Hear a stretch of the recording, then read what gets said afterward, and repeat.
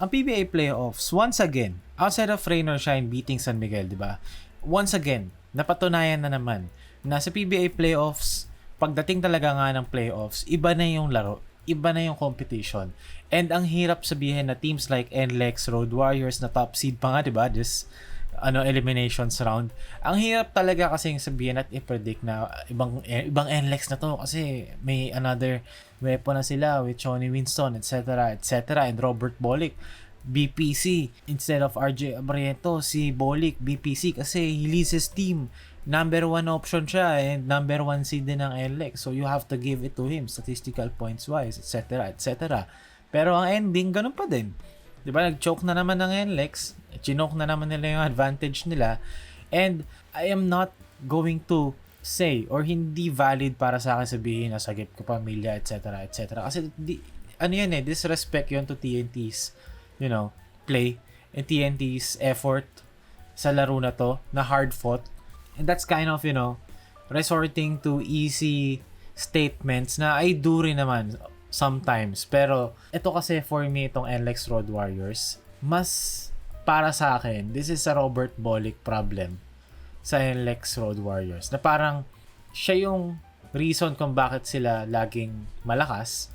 Siya rin yung reason kung bakit they never get the hump. Or over the hump. Pasensya na, it's 2:57 a.m. Consider this as buckets after hours para sa mga OG dyan. This video is going to be chatty. Magsasalita lang sa mikropono like the usual before OG. Pero kasi wala rin ako magawa. It's 2:57 a.m. Ang bagal ng internet ng Globe for some reason. Hindi ko alam kung bakit 2 araw ng ganito. Ang hirap gumawa ng video. And gusto ko lang pag-usapan kasi wala akong magawa. Tatamad ako. Might as well, diba? Just record. And bahala na. I might not edit this ng sobra-sobra, yung mga lang tsaka yung mga diba-diba. Pero anyway, gusto ko lang i-touch on saglit itong game na to. Hindi ko actually napanood yung Magnolia Meralco, so hindi ko gets yung Jerome conversation right now kasi hindi ko napanood, nasa labas ako. Pumunta ako ng convention. Anyway, pero ito, medyo napanood ko naman yung second half and fourth quarter especially.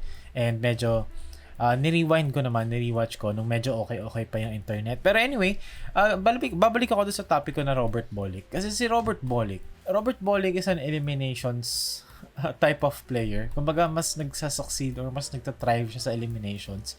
Kasi NLEX runs everything through Robert Bolick. Oo, di ba parang ironic, 46 points Cadila Lane and Robert Bolick only 4 out of 9 lang shooting. That's because of Roger Pogoy's defense kay Robert Bolick na quick tangent lang since naman to essentially just me talking to the microphone. TNT against Meralco, I see TNT winning that series kasi Meralco is, to me they're more of a defensive leaning NLEX. Kumbaga ganun din sila, just make Robert Bolick maybe CJ Cancino, ganun, na most probably si Pugoy din ang kukuha kay CJ Cancino and baka unfortunately, di ba, TNT pulls it out in maybe 6 games. Kasi siguro magkakaroon ng 2 laro na classic Meralco game. Pero ayun, babalik ako sa Robert Bolick tangent ko kanina or Robert Bolick na main topic supposedly ng video na to. Si Bolick kasi sa kanya tinatakbo lahat. Like itong NLEX team na to, heliocentric offense siya through Robert Bolick. Si Robert Bolick may hawak ng bola, tabi kayo lahat, space out. We run actions, di ba? Actions para kay Robert Bolick to get Robert Bolick involved, to get or to force 2 defenders on Robert Bolick. And for years I've defended Robert Bolick na hindi siya bakaw, di ba? I've always said that na si Bolick hindi bakaw si Bolick. Kasi yung goal ng NLEX offense is to force the 2 versus 1 kay Bolick so that Bolick can make the read or make the right pass to his teammates. That is good, di ba? In a vacuum, that's good. And that doesn't make Bolick bakaw. Pero the problem kasi, nagsisimula rin siya with that same offense. Kasi, if you make, or like for example, TNT, ironic, na TNT, the past few games, iba na yung laro nila eh. Apparently, they had a meeting, closed door, open forum, na nagkaroon sila ng conversation within the team. And parang ramdam ko naman nga na medyo nag-iba yung takbo ng laro ng TNT. Parang mas umokay sila the past couple of or past few games. Pero for NLEX kasi everything runs through Robert Bolick. So, kumbaga let's just say Bolick nagkaroon siya ng 10 assist. pwede mo rin kasi sabihin na sa 10 beses na pumasa siya, 10 beses shoot, di ba? Yun yung 10 assist eh. 10 beses ka lang pumasa, 10 beses na convert. You could say that. Di ba? Kung wala yung 6 assist na to, ito lang yung times na pumasa siya out of the double team and na-shoot lahat yun. Pwede mo sabihin na ganun. So, kumbaga, hindi siya bakaw, pero masyado niyang dinadominate yung laro.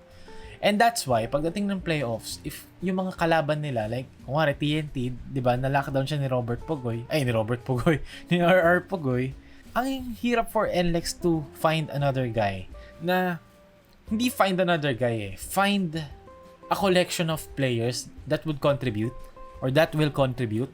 Kasi dito makikita natin, 3 lang halos yung umiscore. Caddy, Winston, Bolick. Pero yung role players, off lahat. Kasi, they rely on Robert Bolick eh. Yung role players ng NLEX, na-unlock sila through Robert Bolick. And if si Robert Bolick wala sa hulog, and hindi siya natatakbuhan ng actions na matino, kasi maganda depensa ng kalaban, and na-check yung game plan, patay din yung role player. So, hindi lang isang player yung namamatay. 'Di ba?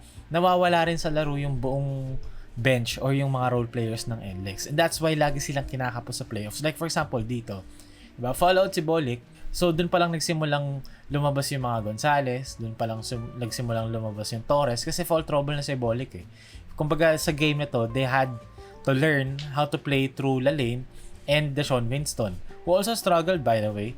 Pero, kumbaga, siya yung mas tinatakbuhan nila tsaka si LJ Gonzales sa game na to, nung game 1. Kasi wala si Bolick eh. Fall trouble siya eh.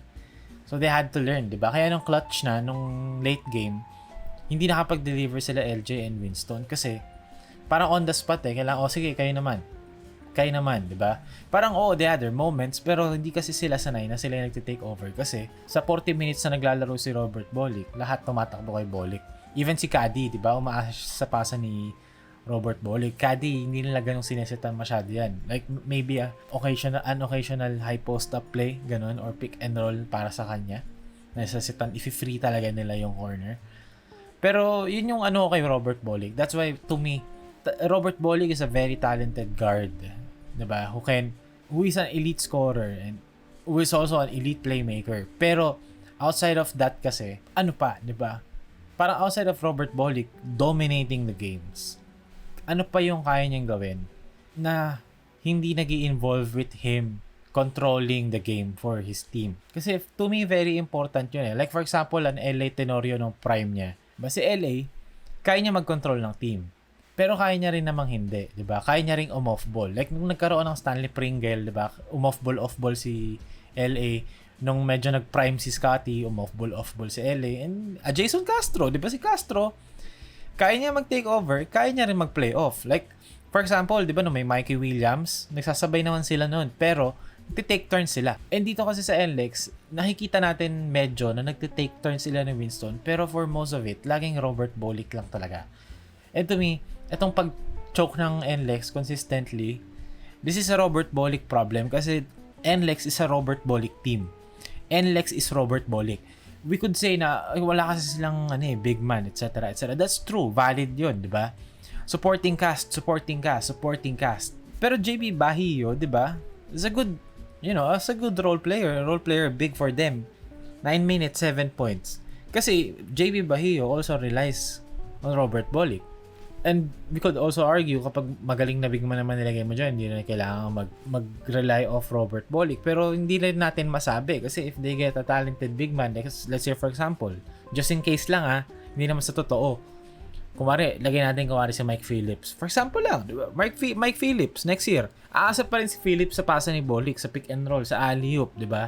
Kahit naman pag handoff-handoffin mo si Mike Phillips, majority ng laro ni Phillips, aasa siya kay Robert Bolick na mag-playmake si Bolick. And if si Bolick wala sa laro, na-check ng depensa, and nabibet siya sa mga pasa na hindi naman niya dapat gawin, kagaya ng game na to, wala din. Kasi this team is Robert Bolick. And if Robert Bolick is not present, NLEX is not present. If Robert Bolick is not playing winning basketball, NLEX is not playing winning basketball. Ganun kasimple lang talaga, unfortunately, for NLEX. And that's why they keep on choking, advantages sa playoffs eh. Kung merong mga playoff riser like mga Paolo Banchero, merong mga Robert Bolick na playoff dropper eh. And unfortunately, the reason why is because of his talent mismo. Kasi he's a very talented player, pero yung talent din na yun, sometimes, di ba, takes over. And hindi in a good way.